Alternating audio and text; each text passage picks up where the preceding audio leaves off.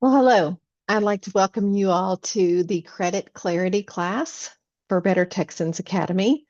We are so glad that you've decided to join us in our first credit class. And so we'll have a couple of these credit classes to help us learn how to handle credit and how to manage problems. But first, we're going to start off with some basics. So, what exactly is credit? Well, credit is the ability to borrow money now and pay it back later. There are lots of forms of credit and types of credit. And so we're going to talk about some of those basic terms and types as we get familiar with what it is and how to use it. Now, why does this matter? Why does credit matter? If you think you know or you have an idea about why it matters, if you are with us online, put that in the chat or unmute and share that with us on why you think it matters. If you are participating in a clubhouse, I encourage you to chat with your neighbor and find out why they think credit matters. Well, one of the reasons you may have said is because you need it to get an apartment or a home.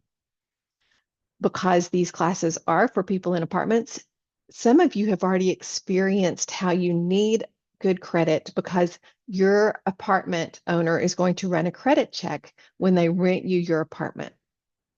Or maybe you're living in the apartment, but you haven't experienced the application process. So getting a place, even getting a home, borrowing money for a home, that's credit. And so that you need a good credit history to make that happen.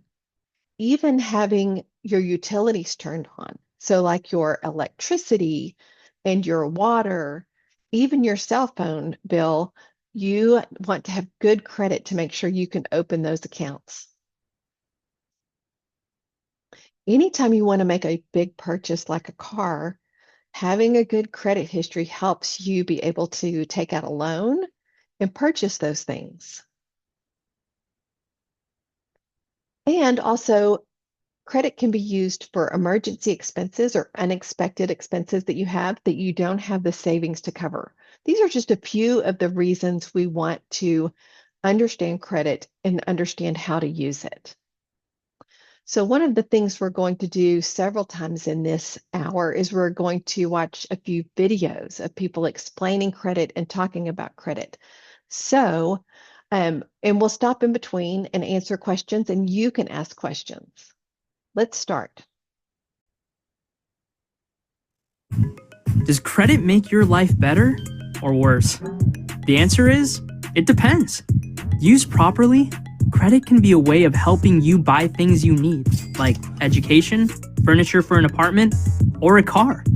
Used poorly, it can lead you to buy things you don't need, cost you a lot of your additional money in interest payments, and leave you with constant money stress. Companies know that making credit available can tempt you to spend beyond your means in their effort to sell you more. That's why they use enticing pitches like, buy now, no payments until next summer. With this 96-month car loan, we can fit this beauty into your budget. If you sign up for our credit card today, I can take 20% off your purchase. Gosh, deals like those are hard to resist. Luckily, after this unit, you'll know what questions to ask and what to compare to make the right credit choices. You'll also learn about different credit products and how to use them effectively for different kinds of purchases. Most importantly, you'll be able to enjoy the benefits of credit while avoiding the pitfalls.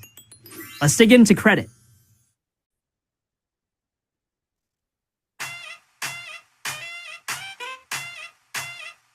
My first experience with credit was growing up. My parents had credit cards and various loans of things, but I wasn't really involved with it very much. When I went to college, though, I had that classic experience where the freshman tables are out at orientation and the banks are all trying to get everyone signed up. So I signed up for my first credit card. They gave me a credit limit of $500. And a couple of months into the semester, the bank had to call me and tell me to use it to get it activated. They're like, even just if you buy a stick of gum, just get it going, because I had the card, but I was kind of afraid to use it. I watched my older sisters struggle with some credit card debt, and I saw how much stress that was causing them and my family. And so I think my first experience and understanding of credit, I didn't know how to use it appropriately. On the other hand, though, I have always been really good at saving and not spending too much money. So the idea of having my own credit card didn't really scare me just because I was already aware of kind of how it could go wrong. But I also felt like I had a good handle on not spending money that I didn't have. I learned that it's really up to us to ask meaningful questions about credit and how interest works, how much we need to be mindful of in terms of interest. What is it? How much is going to cost you to use that card or use that financial product? And just truly I learned how important it is to not overspend, not especially with products like credit cards. That money isn't ours. So we have to treat it like that money isn't ours. I'm one of those people that plays the credit card game, and that I will often sign up for a new credit card because of the rewards and bonuses. For example, if I'm looking to travel and there's a sign up for airline miles or a good bonus, sometimes they'll even pay for your flight to sign up for a credit card. I take advantage of those offers. I also use credit when I need it. For example, for a home project that we don't have the money for, but it's necessary. We need to take out some financing. If you're smart and know what you're doing with credit, it can be really helpful, and you can take advantage of the opportunities in front of you without being swept away. If I'm going to the grocery store, I reach for my credit card. If I am at a point where I'm not sure where my budget is at and I'm worried about overspending, that's when I grab my debit card. If I'm going to a small business or a pop-up, that's where I would like to use cash. But in general, I like using my credit cards to get those advantages. I think you have to be honest with yourself. I think you have to be honest about your spending habits. If you think you are at risk of spending money that you don't have because you have a credit card, I think you need to think really hard about if that's a good fit for you at this time. If you feel like you have a good handle on your finances and your spending and that you can keep up with paying your monthly payments on your credit card every month, then try it out. But if you feel like you need to do a little more work to get a handle on that spending, that's okay too. Just stay honest with yourself and be kind and patient. If you're thinking about using credit, make sure to ask for input from parents, friends, family members who maybe have more experience with it. It's not something you need to be scared of, but you do want to make sure that you feel comfortable going into it. It's also helpful to understand what your goals are in using credit. Maybe it's cash back rewards or miles on a credit card, or maybe it's a loan because you need something essential and you just don't have the money for it. I would advise people to be very organized and identify what are the dates that you need to be mindful of so that you can pay your cards in full, ideally in full before the due dates. And I would also advise when you start your credit card journey, that first credit card, it's going to have a very high interest rate. You don't have to pay interest to build credit. If you have your first credit card and you spend money on it, make sure that you pay it in full before your credit card bill is due so that you're not paying extra on interest.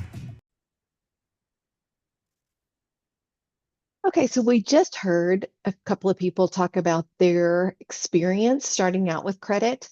And so I'm interested to know about your experience as you've been introduced to credit. Maybe you're brand new to credit and you don't know, or maybe you've seen some of your family members or friends handle credit and you have some experience.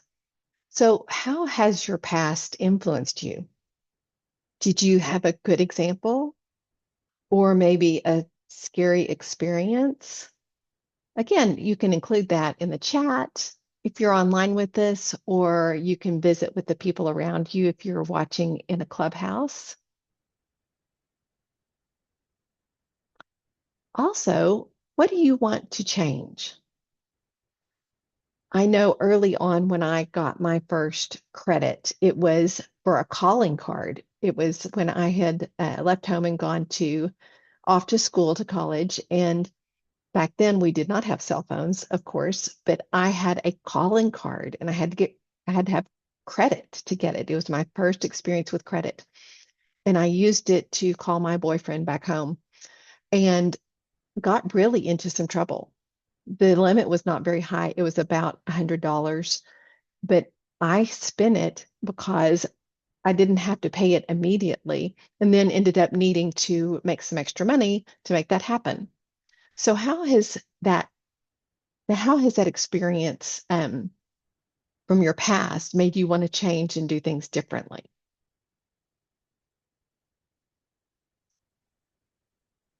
And what do you think about awards, the perks that come with certain credit cards? They talked about that a little bit in the video. I love perks.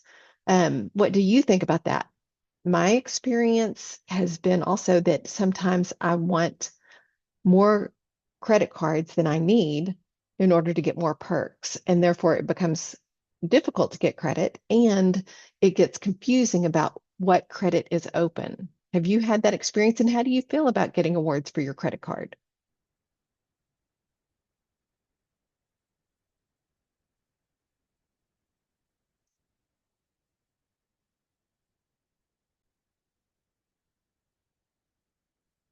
Okay, let's watch another video. Then we're going to talk to us about the benefits of using credit.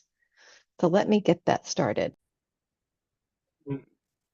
When you use credit, you're basically propelling yourself towards achieving a financial goal faster and with more flexibility. Pretty cool, right?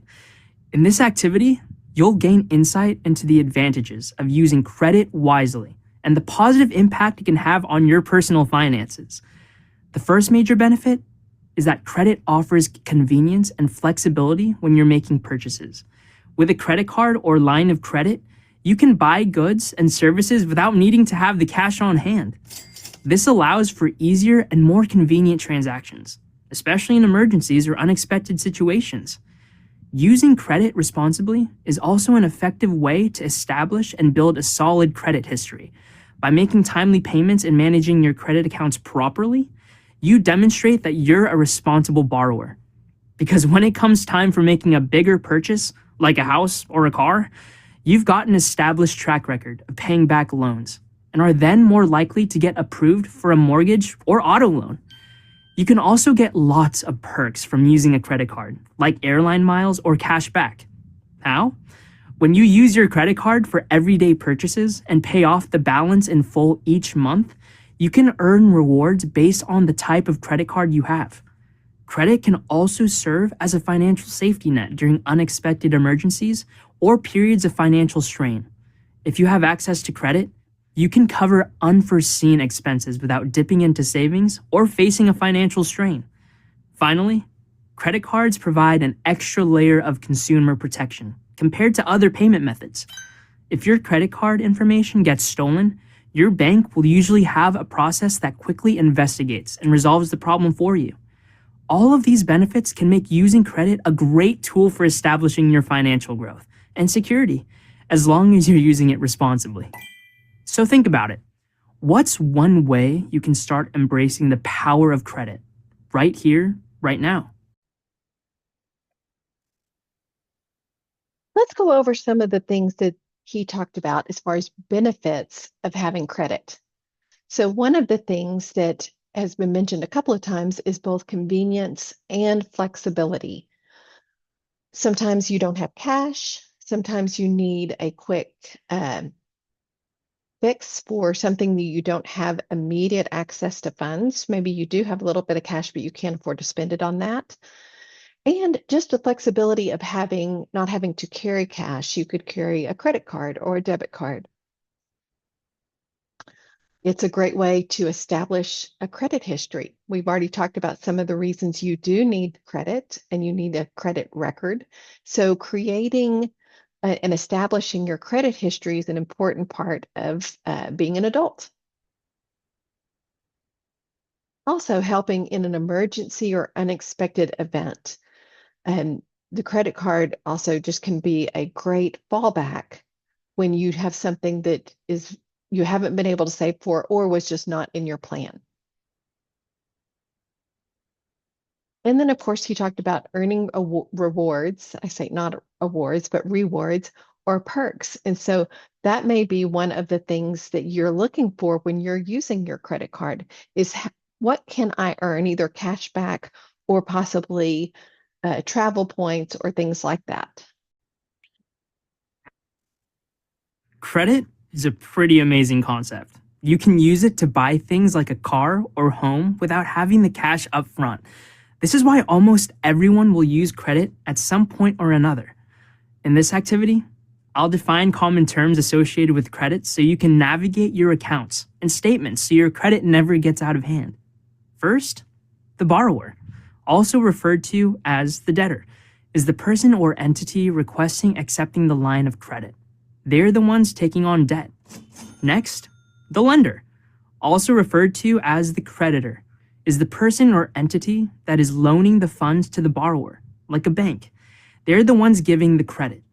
Then, principal, which refers to the total amount borrowed. For example, if you are the borrower and you apply for and receive a loan for $1,000, your principal would be $1,000. Another common word associated with credit is term, which refers to the length of time before the money is repaid. For example, if it takes you 3 years to pay off your loan, the term would be 3 years. Next, the credit report, which is a record of how you've used credit. It includes your current debts and your history of repaying other debts. The lender looks at the credit report to determine your ability to repay a loan. Finally, annual percentage rate, or APR. APR is the rate of interest the borrower will pay on the principal amount, or the amount borrowed. This rate is determined by the lender. Another way to say it is that APR is the amount you pay on top of your loan to the lender charges for giving you the credit. For example, say you borrowed $1,000 for a term of 1 year at a 15% APR. You would owe $1,000 times 15% times 1 year, which is $150 in interest. You would pay this in addition to the $1,000 principal. Understanding these key terms is the first step to understanding how credit works so you are ready for your first credit card or loan. Well, let's talk about some of those terms again. He went through those really fast, and so let's go through them a little bit more slowly. So one of the terms he talked about is the borrower. And the borrower is the person or entity that is requesting the credit. Usually that's going to be you or me, that we're going to ask someone for credit or for a loan. The lender is the person or entity loaning the funds. That's going to be the bank or the credit card company or the utility company. The term is going to be the length of time before the money is fully repaid. And so if you have a car loan that is a 36-month loan, after 3 years, that money should be repaid for your vehicle. And so that is the term. The term would be either 3 years or 36 months, both the same. And then there's the APR. This is really important. This is the annual percentage rate. This is the rate of interest on the amount borrowed. A lender charges interest on loaned funds, and that's how they earn money. And so when you have a credit card or you borrow for a vehicle or you borrow for a home or other type of loan, there's interest on that. And that is where you can get into trouble with credit cards, because if you don't pay on time or if you don't pay the full amount, your interest rate your interest is charged, and that means that you're paying more for the items you purchased. Okay, so let's look now and listen to them talk about the different types of credit. When used correctly, credit can be a powerful tool to help you achieve your goals. That's why it's important to understand the different kinds of credit available. The first one is fixed credit, also known as installment credit. With fixed credit, borrowers are required to pay back a fixed amount every month until you pay off the loan. Car loans are an example of fixed credit. If you decide to take out a loan to buy a car, you would apply for an installment loan to pay for the principal or total of the car. Your loan agreement would then outline the amount that you will pay back and for how long, such as 48 or 60 months. Another type is open or revolving credit. Open or revolving credit is often used for smaller purchases. Credit cards are a good example of this. While credit cards come with a limit, aka how much money you can spend, they don't have a timeline for when the money needs to be paid back. As long as you pay part of the balance each month and stay under the credit card limit, that credit line is continually available to you. The last type is service credit.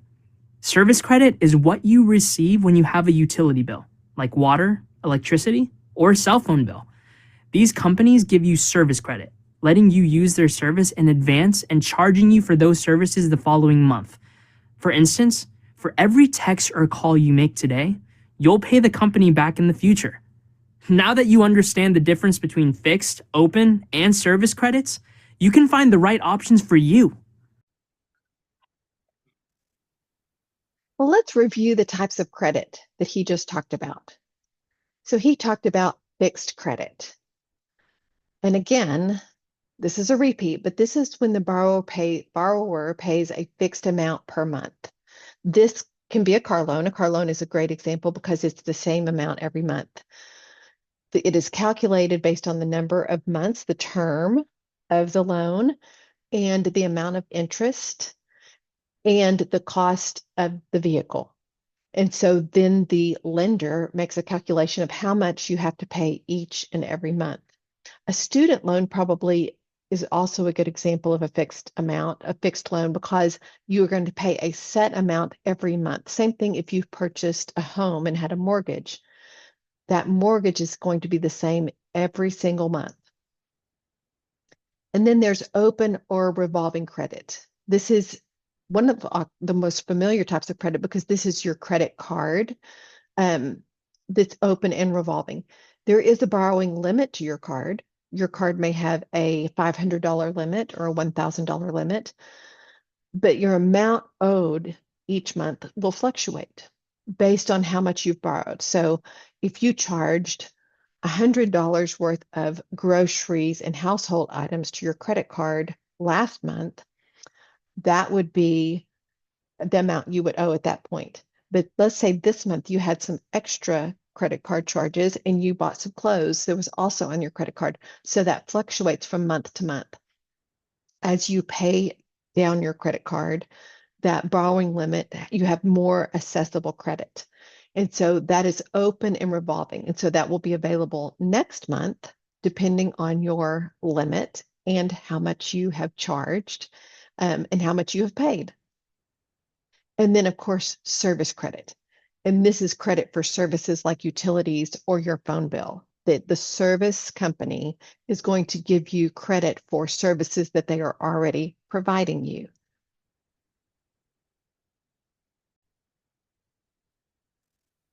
Okay, next we're going to talk about the different types of credit. We're going to start with the difference between credit and debit cards.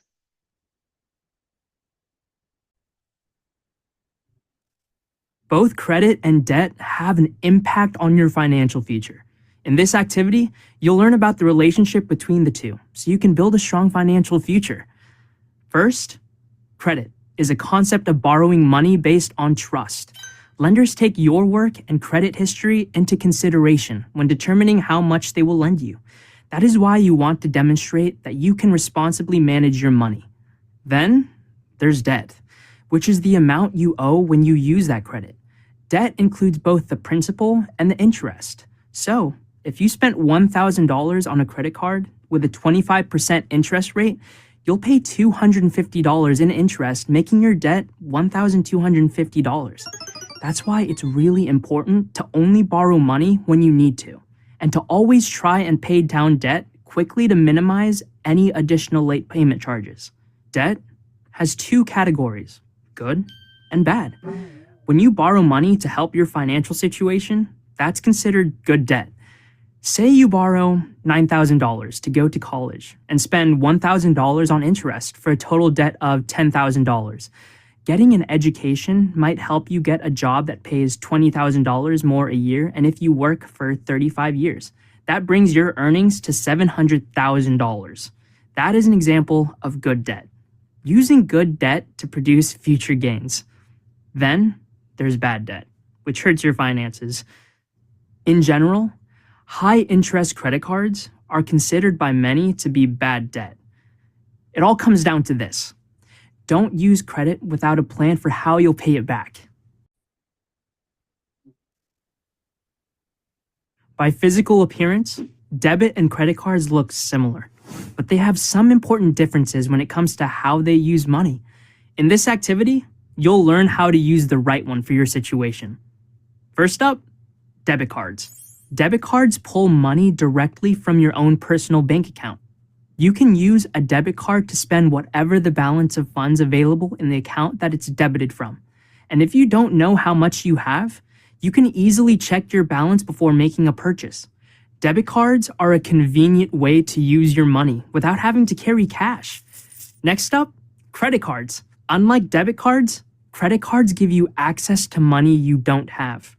Every time you use a credit card, you are borrowing money with the intent to pay back what you spent.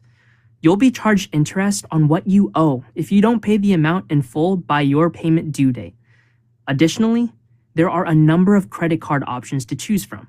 Some offer enticing rewards like cashback or points to exchange for travel, and some charge an annual fee just to have the card. Using credit cards wisely is a way to show lenders that you are responsible, which makes it easier to borrow money in the future for those really big purchases. We've only skimmed the surface on when and why to use a credit versus debit card. At the end of the day, they both can be used to purchase pretty much the same goods or services. So whatever you decide, be sure to read the fine print when opening any type of card and always spend responsibly. Okay, so he just talked about both credit and debt. I'd forgotten that was part of the video. But two of the things I'd like to point out that were discussed were pointers on how to handle your debt. So you only want to borrow when you really need it, when it's larger sums of money. It's one thing to go to the grocery store and charge that on your credit card and to build your credit and then pay it back at the end of the month or when it's due. But when you're charging items that you don't need and can't afford, that's when you get into credit trouble, and those items end up costing you a lot more money. And so you want to borrow only when you need it, and you want to pay down your debt quickly. And then also he talked about debt versus credit. Of course, debt is going to be when you pull, a debit versus credit. That's a typo in this slide. A debit card is when you pull money from your own account, your personal bank account. You're using your own money because that money comes out of your bank account immediately. When you use your credit card, this is access to money that you don't have. You're borrowing that money from the credit card company with the intent to pay it back. So a debit card takes that money immediately out of your bank account, and a credit card is borrowing money you don't have. So sometimes you're using your credit card because maybe your bank account does not have the funds to purchase what you need, and so you need that credit card in order to purchase what is necessary. Okay, we're going to move on, and we're going to learn a little bit about avoiding credit pitfalls. He's going to talk briefly about credit reports, but our next class will go over credit reports in depth, sorry, and a little bit more about how to correct credit. But for now, we're just going to cover the basics of common pitfalls and recognizing a few terms and things you need to know when you're getting a credit card. Did you know that every person who has ever borrowed money from a bank has a credit score? This score is a 3-digit number that tells someone how responsible you are with credit and can have a big impact on your financial life. Learning credit skills early on will help you exceed the average and use your credit responsibly. In this course, you'll be equipped with tools to help you begin your journey to excellent credit.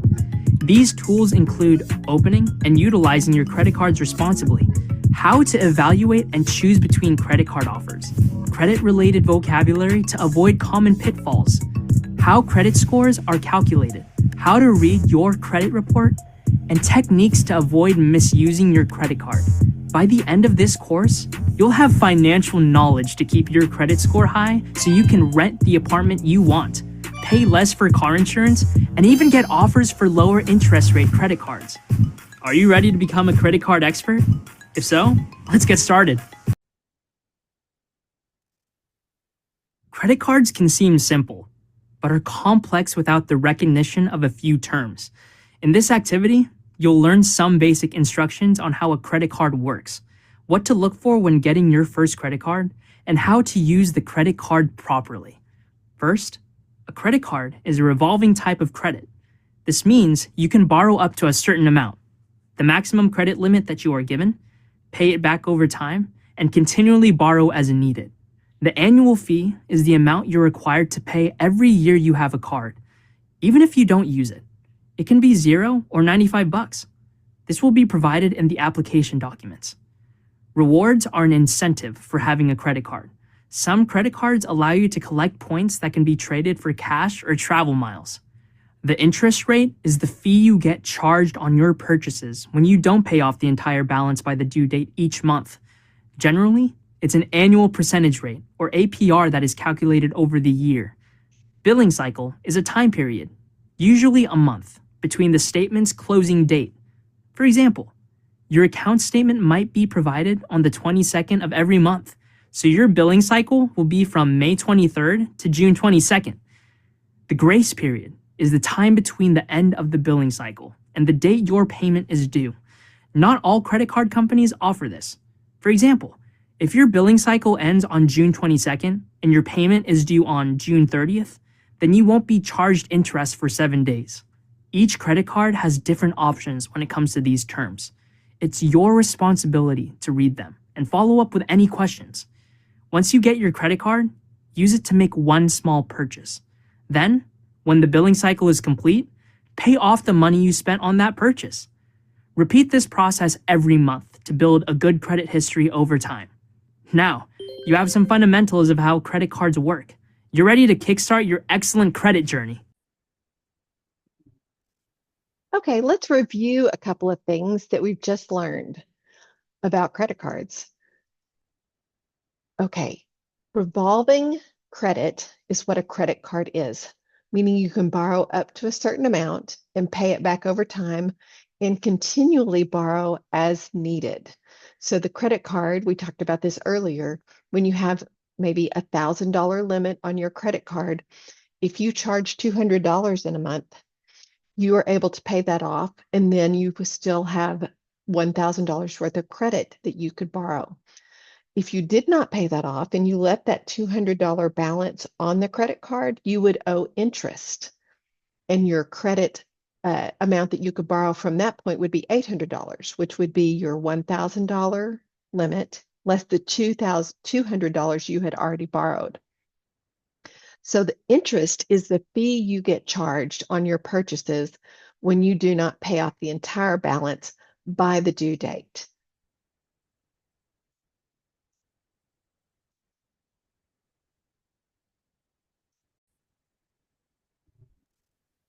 Staying out of trouble with credit cards comes down to this essential piece of advice. Don't spend money you don't have. Many people get into trouble with credit cards because they buy things they can't afford. Doing this too often can cause issues. To be a responsible credit card user, you'll need to have a reliable income source because even though you are paying later, you still have to pay, which is where income comes in. This income could come from getting an allowance or from a job, and regardless of where it's coming from, it's important to know how much income you have coming in. Next, you'll need to know what your expenses are each month. For example, how much money do you spend on food each month? What about your cell phone bill? After evaluating your income and expenses, you can then determine what you can afford, which is where the 2010 rule comes in. The 2010 rule helps you to determine what amount of credit card debt your finances can handle.